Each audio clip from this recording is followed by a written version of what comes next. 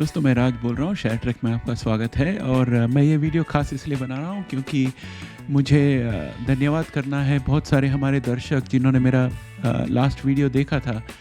उन्होंने मुझे कहा कि आप टेंशन कम लीजिए और काम जारी रखिए। तो मैं आप लोग को थैंक्स कहना चाहता हूँ कि आप लोगों ने सहानुभूति दी और मुझे भी थोड़ा रिलैक्स लग रहा है ये सुनकर।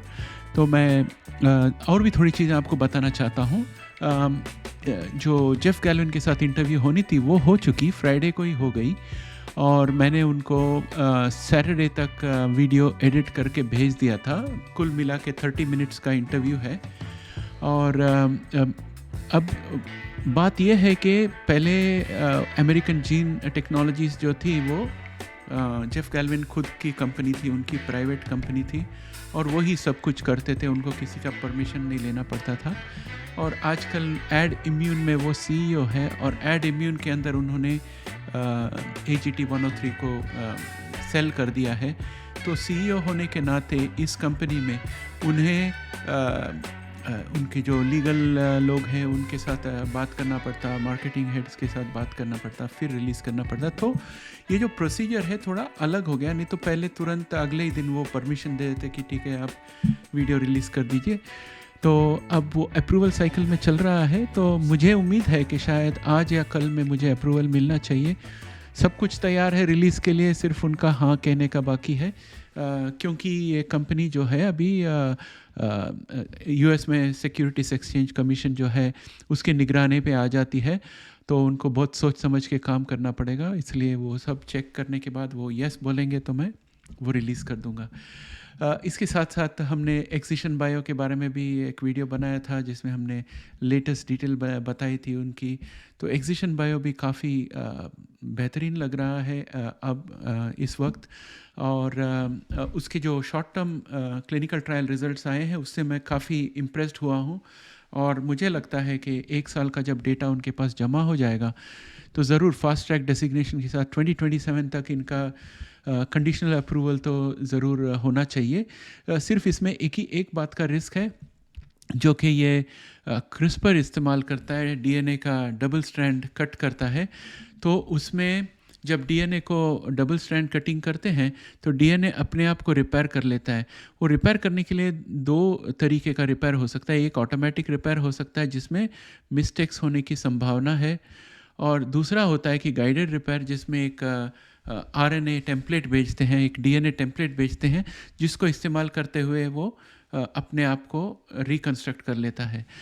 तो ये जो ऑटोमेटिक रिपेयर है इसमें म्यूटेशन होने की संभावना हो सकती है। तो ये जो 1 साल का जो इनका टेस्टिंग चलेगा तो उसमें हमें उसके बारे में खुलासा मिलेगा। अगर कोई भी म्यूटेशंस नहीं आए किसी भी तरह के तो मुझे लगता है कि FDA को कोई संकोच नहीं होना चाहिए। और दोस्तों आप तो जानते हैं मैं वैज्ञानिक नहीं हूँ, मैं डॉक्टर नहीं हूँ, मैं तो इन्वेस्टमेंट के तौर पे जीनोमिक कंपनीज़ के जीन स्टडीज़ करता हूँ, जो उनके क्लिनिकल ट्रायल है उसके बारे में सब स्टडी करते रहता हूँ कि कौन सी डिसीज़ किस तरह से होती है, किस जीन की वजह से होती है, डिफेक्ट की वजह से, और उस डिफेक्ट को किस तरह से करेक्ट किया जाता है, ये मैं स्टडी करता हूँ। तो मैं अभी तक सिकल सेल डिजीज़ का स्टडी कर चुका हूँ, इस तरह के थेरेपीज़, डायबिटीज़ टाइप 1 और टाइप 2 का स्टडी कर चुका हूँ, कोलेस्ट्रॉल के लिए जो जीन थेरेपी है उसका स्टडी कर चुका हूँ, और क्रिस्पर टेक्नोलॉजी जो है उसका प्लस पॉइंट माइनस पॉइंट ये सब मैं स्टडी कर चुका हूँ। और उसके बेसिस पे मैं ये कह रहा हूँ कि जो ऑटोमेटिक रिपेयर होता है क्रिस्पर का उसमें DNA का जो उसमें मिस्टेक होने की संभावना है, और उसी की वजह से मैं थोड़ा कॉशियस हूँ। और दूसरी बात यह है कि आप में से कई लोग जब मैं अच्छी चीज़ें बताता हूँ तो खुश हो जाते हैं, और आप में से कई लोग ऐसे भी हैं जो निराश हो जाते हैं कि अभी तक रिज़ल्ट क्यों नहीं आया, आप हमें कुछ पॉजिटिव न्यूज़ दीजिए।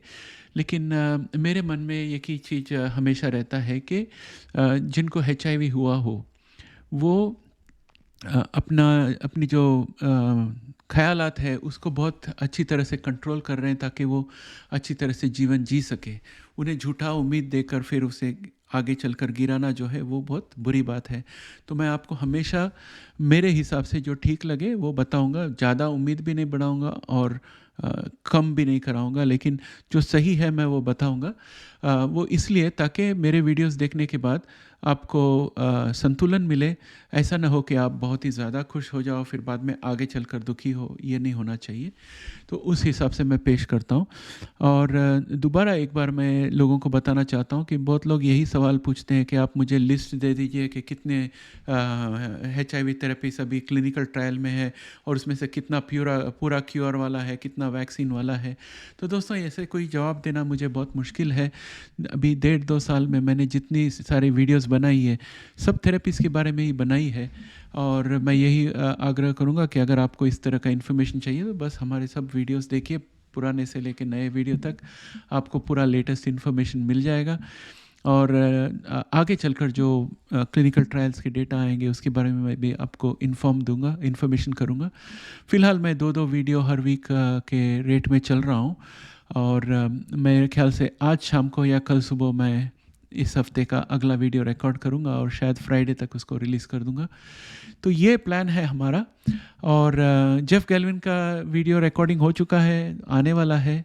आप सब्र रखिए।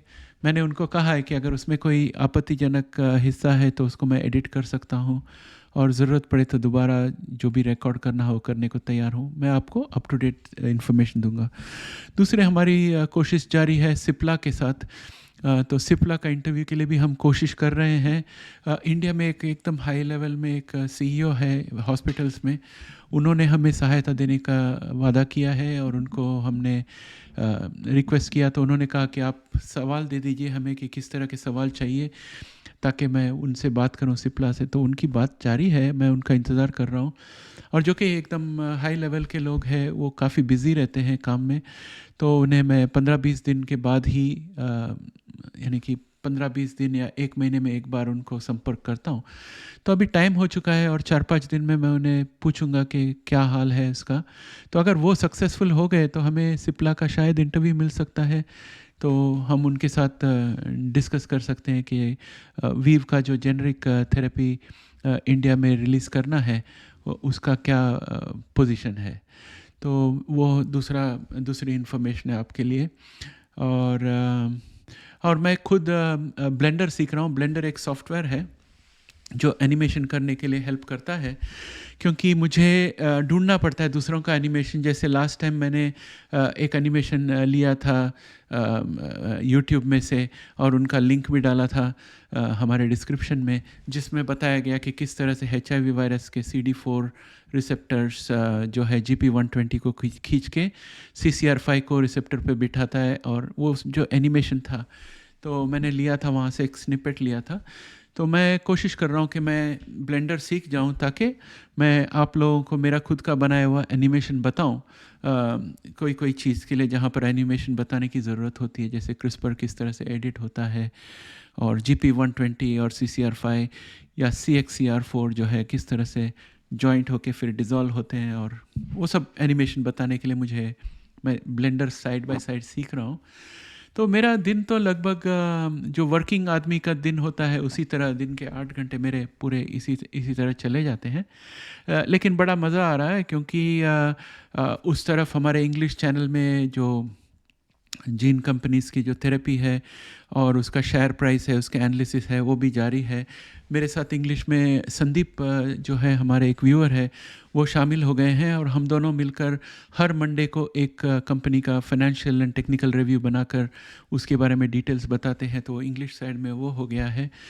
और बहुत ही जल्द मैं इंडिया में भी कोई और वीडियो ऐसे ले आऊँगा जो आप लोग को इंडिया के हिसाब से आपको पॉजिटिव लगे, प्रेरणा मिले जिससे।